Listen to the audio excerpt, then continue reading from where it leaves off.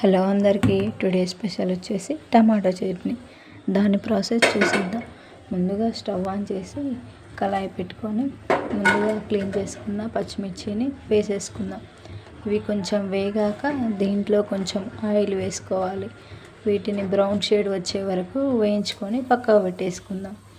అలాగే ముందుగా కట్ చేసుకున్న టమాటోలని ముందుగా పెట్టుకున్న కళాయిలో సరిపడా ఆయిల్, టమాటోలను, పసుపు, కరివేపాకు వేసుకొని కొద్దిసేపు వీటిని బాగా వేయించుకోవాలి.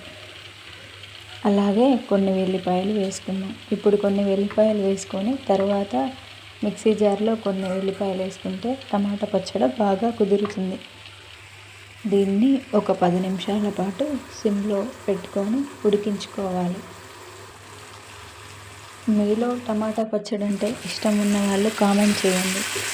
అలాగే ముందుగా వేయించుకున్న పచ్చిమిర్చిలను మిక్సీ జార్లో వేసుకొని సరిపడా సాల్ట్, వెల్లిపాయలు, చింతపండు వేసుకొని ఒకసారి వీటిని గ్రైండ్ చేసుకోవాలి.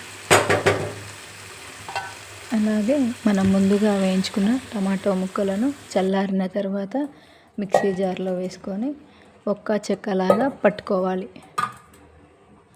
అలా ఉంటేనే మనకు టమాటా పచ్చడి బాగా టేస్ట్ తెలుస్తుందండి.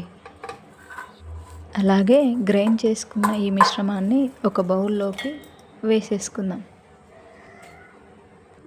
అలాగే స్టవ్ ఆన్ చేసి ముందుగా పెట్టుకున్న కళాయిని సరిపడా ఆయిల్, జీలకర్ర, కరివేపాకు, ఎండుమిర్చి వేసుకొని వీటిని బ్రౌన్ కలర్ వచ్చేంత వరకు వేయించుకోవాలి.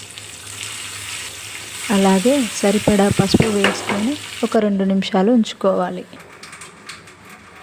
అలాగే ఈ మిశ్రమాన్ని మనం ముందుగా గ్రైండ్ చేసి పెట్టుకున్న టమాటా పచ్చళ్ళలోకి ట్రాన్స్ఫర్ చేసుకోవాలి. ఇంతే, టమాటో పచ్చడి రెడీ.